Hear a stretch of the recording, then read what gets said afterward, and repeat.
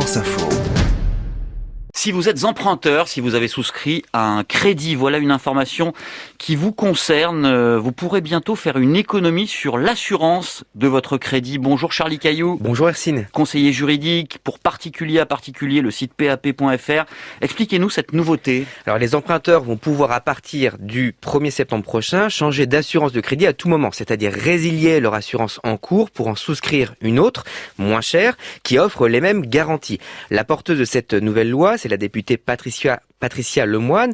Elle estime que les emprunteurs peuvent économiser de 5 000 à 15 000 euros sur toute la durée de leur prêt. Alors c'est pas la première tentative législative pour libéraliser l'assurance de crédit.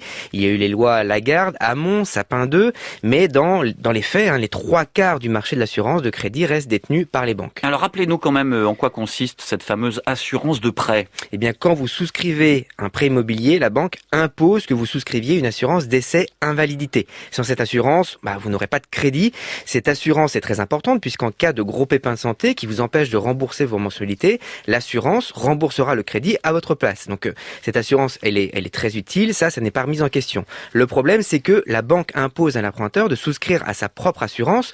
En tout cas, elle l'incite très fortement. C'est ce qu'on appelle une assurance de groupe. Or, il se trouve qu'il est souvent plus économique de souscrire une assurance individuelle. Ouais, là, ça se complique quand même un petit peu. Assurance de groupe, assurance individuelle, quelles sont les différences ? Alors, l'assurance de groupe, c'est celle de la banque, donc. C'est une assurance collective qui mutualise les risques de tous ses clients. Les emprunteurs dont les profils sont peu risqués compensent les emprunteurs plus risqués. Concrètement, si vous êtes jeune, en bonne santé, non fumeur, votre profil est peu risqué.